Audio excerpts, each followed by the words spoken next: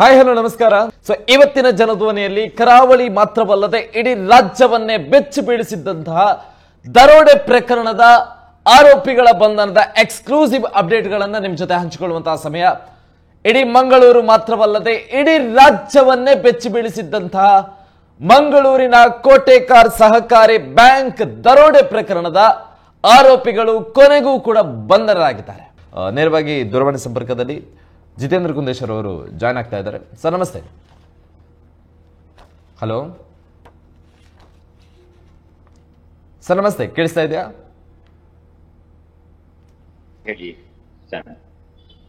Hello ಕೇಳಿಸ್ತಾ ಇದೆ sir? ನಮಸ್ಕಾರ, ಕೇಳಿಸ್ತಾ ಇದೆ. Okay okay okay yes sir. ಪ್ರಮುಖವಾಗಿ ಈ ಪ್ರಕರಣಕ್ಕೆ ಸಂಬಂಧಪಟ್ಟಂತೆ ಪೊಲೀಸರಿಗೂ ಕೂಡ ದೊಡ್ಡ ಮಟ್ಟಕ್ಕೆ ಸವಾಲಾಗಿತ್ತು ಈ ಒಂದು ಪ್ರಕರಣ. 4 ದಿವಸಗಳ ಬಳಿಕ ಈಗ 3 ಆರೋಪಿಗಳ ಬಂಧನ ಆಗಿದೆ. ಈ ವಿಷಯಕ್ಕೆ ಸಂಬಂಧಪಟ್ಟಂತೆ ತಮ್ಮ ಫಸ್ಟ್ ರಿಯಾಕ್ಷನ್? ನಿಜವಾಗ್ಲೂ ಪೊಲೀಸರು ಮನಸ್ಸು ಮಾಡಿದ್ರೆ ಏನು ಮಾಡ್ಲಿಕ್ಕೆ ಆಗ್ತದೆ, ಖಂಡಿತ. ಎನ್ನುವೊಂದು ಜ್ವಲಂತ ಉದಾಹರಣೆ. ಸಿಎಂ ಬಂದು ಅದಕ್ಕೆ ಸರಿಯಾಗಿ ಇಲ್ಲಿ ಕಾರ್ಯಕ್ರಮಗಳು, ಎಡೆಬಿಡದ ಕಾರ್ಯಕ್ರಮಗಳಿದ್ದು, ಮಧ್ಯ 1 ಗಂಟೆ 9 ನಿಮಿಷಕ್ಕೆ ಕಳ್ಳರು, ದರೋಡೆಕೋರರು ಬ್ಯಾಂಕ್ನೊಳಗೆ ಎಂಟ್ರಿ ಆದ್ರು.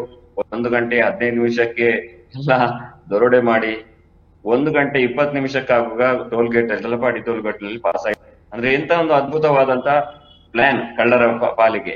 ಆದ್ರೆ ಅಂತಹ ಕಳ್ಳರು ಪ್ಲಾನ್ ಅನ್ನ ಪೊಲೀಸರು ಹೇಗೆ ಭೇದಿಸಬಹುದು ಎಂಬುದಕ್ಕೆ ಇದು ಕೂಡ ಒಂದು ಅದ್ಭುತ ಸಾಕ್ಷಿಯಾಗಿ ಈಗ ಆ ಎಲ್ಲ ದರೋಡೆಕೋರರ ವೈಭವೀಕರಣಕ್ಕೆ ಏನು ಒಂದು ಸೆಟ್ಟು ಹೊಡೆದು ಒಂದು ಅದ್ಭುತವಾದಂತಹ ಚಾಣಕ್ಯ ತಂತ್ರವನ್ನ ರಚಿಸಿ ಪೊಲೀಸರು ಕೂಡ ಇವರನ್ನ, ಕಳ್ಳರನ್ನ, ದರೋಡೆಕೋರರನ್ನ ಹಿಡಿದಿದ್ದಾರೆ.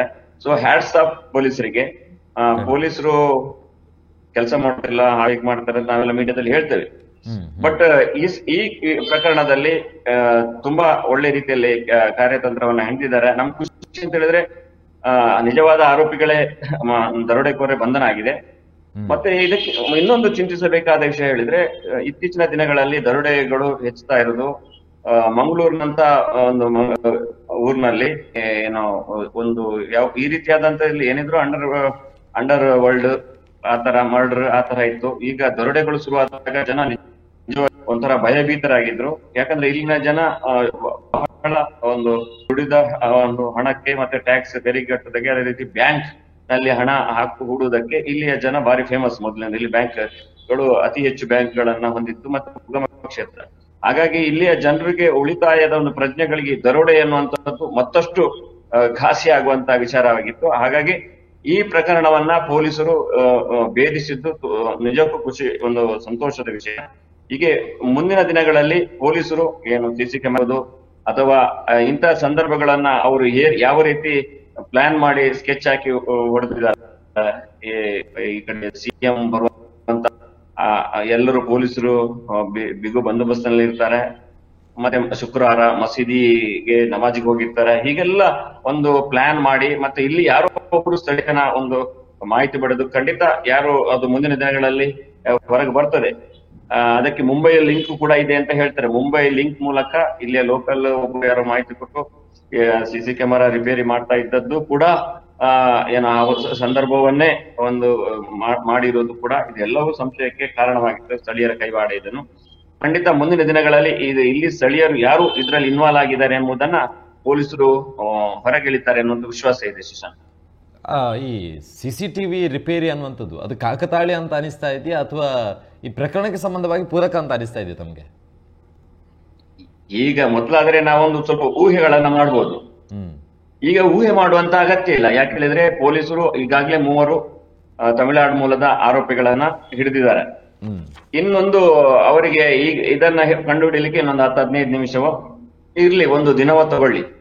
ಹಾಗಾಗಿ ಇಲ್ಲ, ಮೊದಲಾದ್ರೆ ನಾವು ಖಂಡಿತ ಇದು ಹೇಗೆ ಕಾಕತಾಳಿ ಆಗ್ಬಹುದು ಅಥವಾ ಅವರ ಇನ್ವಾಲ್ವ್ ಇದೆ ಅಂತ ಎಂಬ ಎಲ್ಲ ದೃಷ್ಟಿಕೋನ, ಸಂಶಯ ಸಹಜವಾಗಿ ಮನುಷ್ಯನಿಗೆ ಬರೋದು. ಇಲ್ಲಿ ಕದ್ದೋದ್ರೆ ಈಗ ಎಲ್ಲಿ ಅಂತ ಹೇಳಿದ್ರೆ ಮನೆ ಯಜಮಾನರ ಮೇಲೆ ಡೌಟ್ ಬರುವಂತ ಪರಿಸ್ಥಿತಿ ಇರುವಂತ ಕಾಲದಲ್ಲಿ ಈಗ ಕೋಟೆಗಾರ್ ಇದು ಬ್ಯಾಂಕ್ ನಲ್ಲಿ ಕದ್ದೋದಾಗ ಬ್ಯಾಂಕ್ನವರ ಮೇಲೆ ಸಂಶಯ ಪಟ್ಟವರು ಸೋಷಿಯಲ್ ಮೀಡಿಯಾದಲ್ಲಿ ಎಲ್ಲಾ ಕಡೆಗಳಲ್ಲೂ ಕೂಡ ಪಟ್ಟಿದ್ದಾರೆ. ಅಲ್ಲ, ನಾವು ಅಂದ್ರೆ ಇನ್ವಾಲ್ವ್ಮೆಂಟೇ ಇಲ್ಲ ಅಂತ ಹೇಳುದಲ್ಲ, ಅಂದ್ರೆ ಬ್ಯಾಂಕ್ನವರೇ ಮಾಡಿರುವುದಂತಲ್ಲ, ಯಾರಾದ್ರೂ ಮಾಹಿತಿಗಳನ್ನ ಕೊಟ್ಟಿರ್ಬೋದು ಎನ್ನುವುದಷ್ಟೇ ಅಥವಾ ಮಾಹಿತಿ ಲೀಕ್ಗಳು ಕೂಡ ಆಗಿರ್ಬೋದು ಎನ್ನುವಷ್ಟೇ ವಿಚಾರ. ನಾನು ಅವರ ಕಾಕತಾಳಿ ಅಂತ ಹೇಳುವುದಿಲ್ಲ, ಯಾಕಂದ್ರೆ ಇನ್ನೇನು ಅವರ ಪೊಲೀಸರ ಬಳಿ ಇದೇ ವಿಚಾರ ಕೋರ್ಟ್ ಅಲ್ಲಿ ಇದೆ, ಅವರ ಅಂಗಳದಲ್ಲಿದೆ. ಸೊ ಅವ್ರು ಖಂಡಿತ ಇದನ್ನ ಪತ್ತೆ ವಿಶ್ವಾಸ ನನಗಿದೆ. ಅಂಡ್ ಕಮಿಷನರ್ ಅವರು ಹೇಳೋ ಪ್ರಕಾರ ಸ್ಥಳೀಯರ ಕೈವಾಡ ಇಲ್ಲದೆ ಈ ಒಂದು ಪ್ರಕರಣವನ್ನ ಇಷ್ಟು ನೀಟಾಗಿ ನಡೆಸೋದಕ್ಕೆ ಸಾಧ್ಯ ಇಲ್ಲ. ಸೊ ಶಂಕೆ ಇದೆ ಸ್ಥಳೀಯರ ವಿಚಾರದಲ್ಲಿ. ಸೊ ಮುಂದಿನ ತನಿಖೆ ಇರುವಂತದ್ದು ಅವರ ವಿಚಾರದಲ್ಲಿ. ಮುಂದಿನ ಪೊಲೀಸ್ ಕಸ್ಟಡಿಗೆ ಆರೋಪಿಗಳನ್ನ ಸಿಕ್ಕಿದ ನಂತರ ಅವರ ತನಿಖೆಯನ್ನ ನಡೆಸಿ ಯಾರು ಸ್ಥಳೀಯರು ಇದರಲ್ಲಿ ಭಾಗಿಯಾಗಿದ್ದಾರೆ ಅವರ ಬಂಧನ ಆಗ್ಬೇಕು ಅನ್ನುವಂಥದ್ದನ್ನು ಕೂಡ ಹೇಳಿದೆ. ಸೊ ಸ್ಥಳೀಯರ ಕೈವಾಡ ಸ್ಥಳೀಯರಂದ್ರೆ ಈಗ ಸ್ಥಳೀಯರಂದ್ ಕೂಡಲೇ ತುಳು ಮಾತಾಡುವವರು, ಮಂಗಳೂರಿನ ಮೂಲದವರು ಅವರೇ ಆಗ್ಬೇಕಂತೇನಿಲ್ಲ. ಈಗ ಮುಂಬೈಗೆ ಲಿಂಕ್, ತಮಿಳುನಾಡಿಗೆ ಲಿಂಕ್ ಇರುವವರು, ಅಥವಾ ಇಲ್ಲಿಯ ಸ್ಥಳೀಯರ ಮೂಲಕ ಮುಂಬೈಗೆ ಲಿಂಕ್ ಇದ್ದು ಮುಂಬೈನವರು ತಮಿಳುನಾಡು ದರೋಡೆಕೋರನ ಇಲ್ಲಿಗೆ ಮಾಡುವಂತ ಎಲ್ಲ ಸಾಧ್ಯತೆಗಳು ಇರುವುದರಿಂದ ಮುಂದಿನ ಇದು ಇನ್ನು ನಾವು ಅದರ ಬಗ್ಗೆ ಹೆಚ್ಚು ಊಹೆ ಮಾಡುವಂತ ತರ್ಕಿಸುವಂತ ಅಗತ್ಯ ಇರುವುದಿಲ್ಲ. ಯಾಕಂದ್ರೆ ಇನ್ನೇನು ಈಗಾಗಲೇ ಪೊಲೀಸರು ಒಂದು ಹಂತದಲ್ಲಿ ಸ್ಥಳೀಯರು ಯಾರು ಅಂತ ಬಾಯಿ ಬೀಳಿಸುವ ಕೆಲಸ ಮಾಡುದು, ಅದನ್ನು ವ್ಯವಸ್ಥಿತವಾಗಿ ಮಾಡುವಂತದ್ದು ಪೊಲೀಸರ ಕಸ್ಟಡಿಗೆ ಬಂದ ಬಳಿಕ. ಸೊ ಹಾಗಾಗಿ ನಾವು ಇದನ್ನ ಕಾದು ನೋಡ್ಬೇಕಾಗ್ತದೆ. ಹಾಗೂ ಮುಂದಿನ ದಿನಗಳಲ್ಲಿ ಆ ಮುಂಬೈ ಲಿಂಕ್ ಯಾವುದು ಎನ್ನುವುದು ಸ್ಪಷ್ಟವಾಗಿ ಗೊತ್ತಾದ್ರೆ ಇಲ್ಲಿಯ ದರೋಡೆಗಳು, ಹಪ್ತಾ ವಸೂಲಿಗಳು ಎಲ್ಲ ತುಂಬಾ ಜೋರಾಗಿ ನಡೀತಾ ಇರುವಂತ ಸಂದರ್ಭದಲ್ಲಿ ಒಂದು ಅಂಡರ್ ವರ್ಲ್ಡ್ ನವರು ದೊಡ್ಡ ದೊಡ್ಡ ಉದ್ಯಮಿಗಳಿಗೆ ಸೆಕ್ಯೂರಿಟಿ ಕೊಡ್ತೇವೆ ಎನ್ನುವಂತ ನೆಪದಲ್ಲಿ ಹಪ್ತಾ ವಸೂಲಿ ಮಾಡುವಂತ ವಿಚಾರಗಳು ಕೂಡ ಒಂದು ಒಂದು ಒಂದು ರೀತಿಯಲ್ಲಿ ಅದು ಅಂತದಕ್ಕೂ ಕೂಡ ಈ ಒಂದು ಪ್ರಕರಣ ಒಂದು ಉತ್ತರವನ್ನ ನೀಡಬಹುದು ಅಂತ ನನಗೆ ಅನಿಸ್ತಾ ಇದೆ. ಜನರು ಕೂಡ ತುಂಬಾ ಆಕ್ರೋಶಿತಗೊಂಡಿದ್ರಿ ಈ ಪ್ರಕರಣಕ್ಕೆ ಸಂಬಂಧಪಟ್ಟಂತೆ. ಫಾರ್ ದಟ್ ರೀಸನ್ ಏನು ಅಂತ ಹೇಳಿದ್ರೆ 2017ರಲ್ಲಿ ಒಂದು ಬಾರಿ ಅದೇ ಬ್ಯಾಂಕಲ್ಲಿ ದರೋಡೆ ಆಗಿತ್ತು, ಒಂದು ಸ್ಕ್ರಿಪ್ಟೆಡ್ ರೀತಿಯಲ್ಲಿ ದರೋಡೆ ಆಗಿತ್ತು. ಅದರಲ್ಲಿ ಬ್ಯಾಂಕ್ನವರೇ ಸಂಬಂಧಪಟ್ಟವರು ಶಾಮೀಲಾಗಿದ್ರು ಅನ್ನುವಂಥ ಒಂದು ವಿಚಾರಕ್ಕೋಸ್ಕರ ಅನ್ನುವಂಥ ಮಾತಿತ್ತು.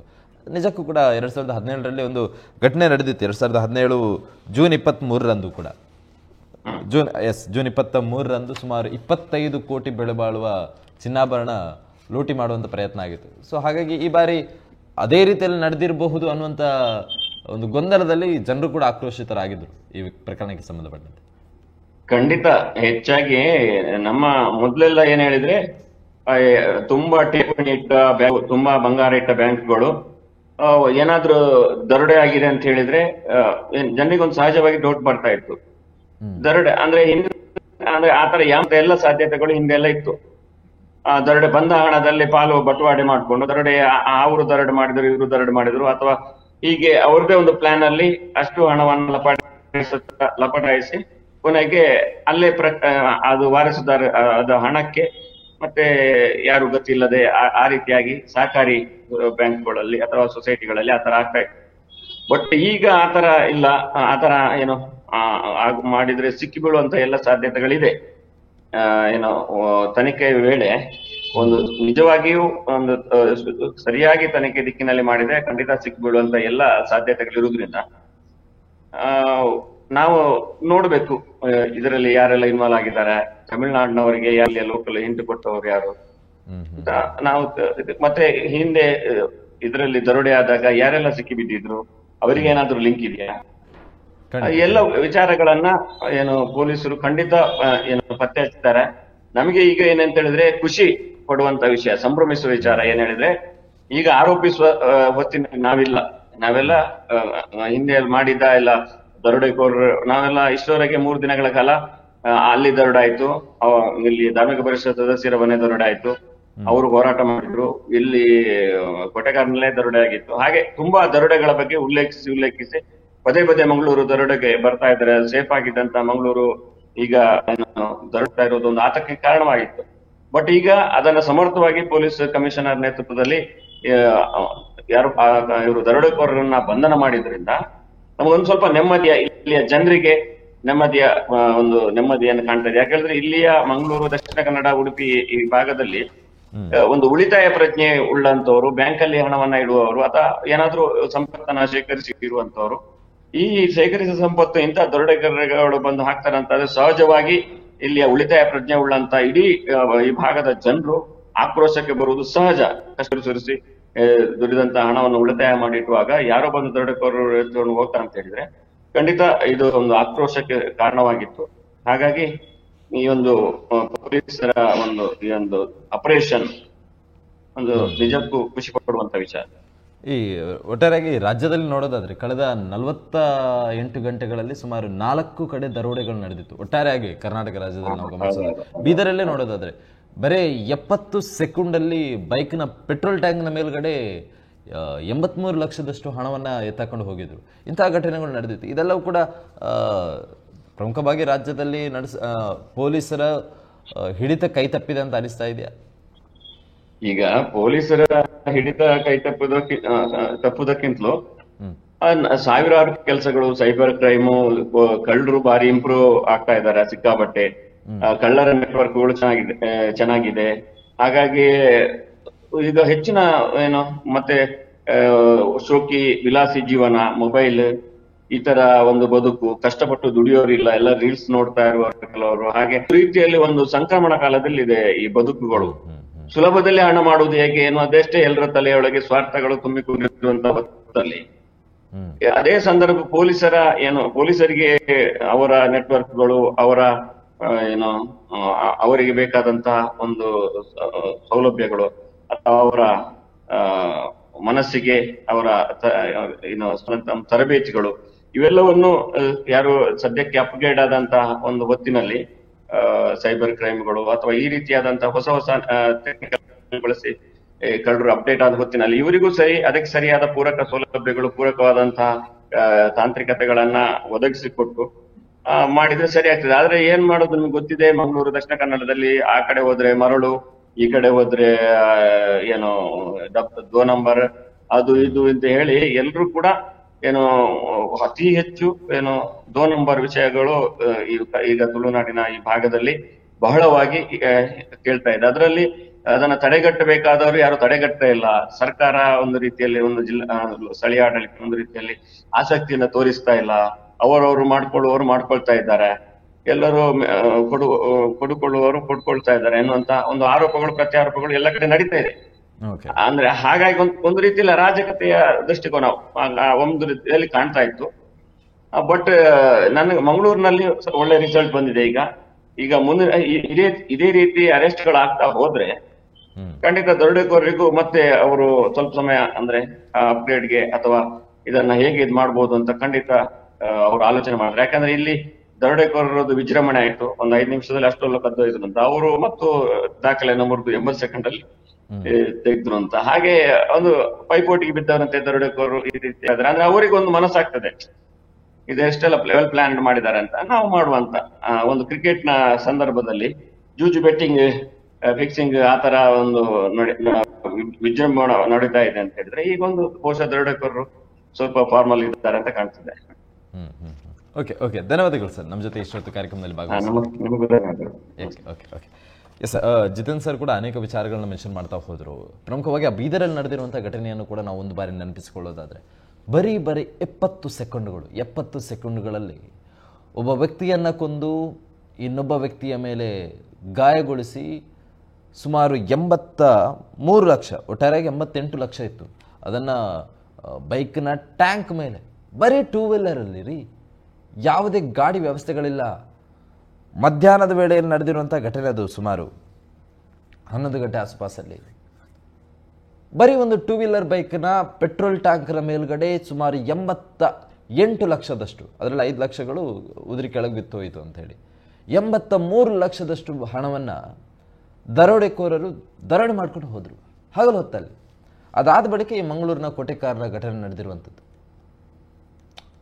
ಅಂದರೆ ಪ್ರಸ್ತುತ ವ್ಯವಸ್ಥೆ ಯಾವ ಥರ ಇದೆ ಅನ್ನುವಂಥದ್ದು, ಪೊಲೀಸರ ಭಯ ಇಲ್ಲದಾಗಿದೆಯಾ, ದರೋಡೆಕೋರರು ಬೇಕಾಬಿಟ್ಟಿಯಾಗಿ ಬಾಲ ಬಿಚ್ಚಬಹುದು ಅಂತ ಅಂದ್ಕೊಂಡಿದ್ರ?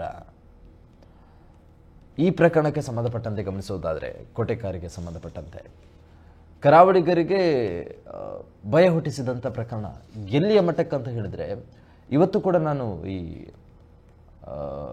ಆಫೀಸ್ಗೆ ಬರುವಂಥ ವೇಳೆಯಲ್ಲೂ ಕೂಡ ಜನ ಹೊರಗೆ ಬರೋದಕ್ಕೆ ಹೆದರ್ತಾರೆ, ಮನೆ ಬೀಗ ಹಾಕ್ಕೊಂಡು ಎಲ್ಲಿಗೂ ಕೂಡ ಹೋಗೋದಕ್ಕೆ ಮುಂದಾಗೋದಿಲ್ಲ. ಅಂಥ ಪರಿಸ್ಥಿತಿ. ಯಾರು ಬಂದು ದರೋಡೆ ಮಾಡ್ಕೊಂಡು ಹೋಗ್ತಾರೋ ಏನೋ ಹಗಲು ಹೊತ್ತಲ್ಲಿ, ರಸ್ತೆ ಬದಿಯಲ್ಲಿ ನಡ್ಕೊಂಡು ಹೋಗೋದಕ್ಕೂ ಕೂಡ ಭಯ ಪಡುವಂಥ ಪರಿಸ್ಥಿತಿ ಉಂಟಾಗಿದೆ. ಯಾಕಂತ ಹೇಳಿದರೆ ಮಂಗಳೂರಲ್ಲಿ ಕೂಡ ನಡೆದಿರುವಂಥದ್ದು ಇದು ಹಗಲ ಹೊತ್ತಲ್ಲಿ ನಡೆದಿರುವಂಥ ದರೋಡೆ. ಈಗ ಅನೇಕ ಕುಟುಂಬಗಳು ನಿಟ್ಟುಸಿರು ಬಿಡುವಂಥ ಪರಿಸ್ಥಿತಿ ಬಂದಿದೆ. ಮೊನ್ನೆ ಆ ಕೋಟೆಕಾರ್ ಸಹಕಾರಿ ಬ್ಯಾಂಕಲ್ಲಿ ಏನು ದರೋಡೆ ನಡೆಯಿತು, ಅಲ್ಲಿಯ ಸಿಬ್ಬಂದಿಗಳು ಅಥವಾ ಆಡಳಿತ ನಿರ್ದೇಶಕರುಗಳು ಬ್ಯಾಂಕ್ ದರೋಡೆ ಆಗಿದೆ ಅನ್ನುವಂಥ ಟೆನ್ಷನ್ನಲ್ಲಿದ್ದರೆ, ಆ ಬ್ಯಾಂಕಲ್ಲಿ ಠೇವಣಿ ಇಟ್ಟಿರುವ ಅಥವಾ ಚಿನ್ನ ಇಟ್ಟಿರುವಂತಹ ಗ್ರಾಹಕರು ತುಂಬಾ ಕೋಪಗೊಂಡಿದ್ದರು. ಯಾಕಂತ ಹೇಳಿದರೆ 2017ರಲ್ಲಿ ಅದೇ ಬ್ಯಾಂಕಲ್ಲಿ ಒಂದು ಬಾರಿ ದರೋಡೆ ನಡೆದಿತ್ತು. ಆವಾಗ ಸುಮಾರು 25 ಕೋಟಿ ಬೆಲೆ ಬಾಳುವಂತಹ ಚಿನ್ನಾಭರಣಗಳ ದರೋಡೆ ಆಗಿತ್ತು. ಆ ದರೋಡೆ ಮಾಡಿದಂಥ ವ್ಯಕ್ತಿಗಳು ಬ್ಯಾಂಕಿಂದ ಹೊರಗಡೆ ಓಡುವಂತಹ ಸಂದರ್ಭದಲ್ಲಿ ಸಾರ್ವಜನಿಕರ ಕೈಗೆ ಸಿಕ್ಕಾಕೊಂಡು ಅವರು ಹಿಡಿದು ಮುಖಕ್ಕೆ ಹಾಕಿದ್ದಂಥ ಪರದೆಯನ್ನು ತೆಗೆದು ನೋಡಿದಾಗ ಅದೇ ಬ್ಯಾಂಕಿಗೆ ಸಂಬಂಧಪಟ್ಟಂಥ ನಿರ್ದೇಶಕರ ಗಂಡ ಆಗಿದ್ದ ಆ ವ್ಯಕ್ತಿ. ಅಂದರೆ ಅದರ ಒಳಗಿನವರೇ ಆಗಿದ್ದರು. ಅದಾದ ಬಳಿಕೆಗೆ ಬದಲಾವಣೆಗಳಾಗಿದೆ. ಅಂದರೆ ಜನರಲ್ಲಿ ಅದೇ ಮೆಂಟಾಲಿಟಿ ಇತ್ತು. ಈ ಬಾರಿ ಕೂಡ ಅದೇ ಥರ ಆಗಿದೆ, ಅದರೊಳಗಿನವರೇ ಯಾರು ಮಾಡಿದ್ದಾರೆ ಅನ್ನೋಂಥದ್ದು. ಅಥವಾ ಕಳ್ಳರ ಸ್ಟ್ರಾಟಜಿಗಳು ಕೂಡ ಆಗಿರ್ಬೋದು.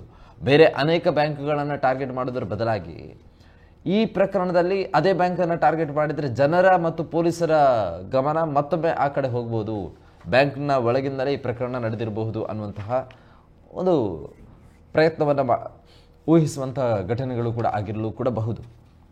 ಒಟ್ಟಾರೆಯಾಗಿ ಏನೇ ಇರಲಿ, ಈ ಪ್ರಕರಣಕ್ಕೆ ಸಂಬಂಧಪಟ್ಟಂತೆ 3 ಆರೋಪಿಗಳ ಬಂಧನ ಆಗಿರುವಂಥದ್ದು ತಮಿಳುನಾಡಲ್ಲಿ. 2 ಮುಂಬೈ ಮೂಲದವರು, ಒಬ್ಬ ತಮಿಳುನಾಡಿನವನು. ಮುಂಬೈನಿಂದ ಕಾರನ್ನು ತಂದು ಮಂಗಳೂರಿಂದ ಈಗಾಗಲೇ ದರೋಡೆ ಮಾಡಿ ಕೇರಳದ ಮುಖಾಂತರ ತಮಿಳುನಾಡನ್ನು ಪ್ರವೇಶ ಮಾಡಿದರು. ಬಟ್ ಮಂಗಳೂರು ಪೊಲೀಸರು ಈ ಎಲ್ಲ ಅಪ್ಡೇಟ್ಗಳನ್ನ ಪಡ್ಕೊಂಡು ತಮಿಳುನಾಡಲ್ಲಿ ಅವರ ಬಂಧನವನ್ನು ಮಾಡಿದ್ದಾರೆ.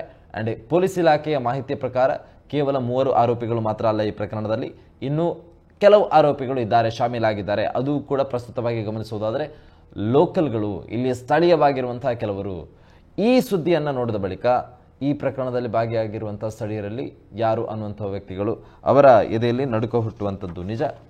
ಬಟ್ ಫೈನಲಿ ಇದೆಲ್ಲದಕ್ಕೂ ಕೂಡ ಮಂಗಳ ಹಾಡುವಂಥ ಪರಿಸ್ಥಿತಿ ಬರುತ್ತೆ. ನಮ್ಮ TV the pulse of coastal Karnataka.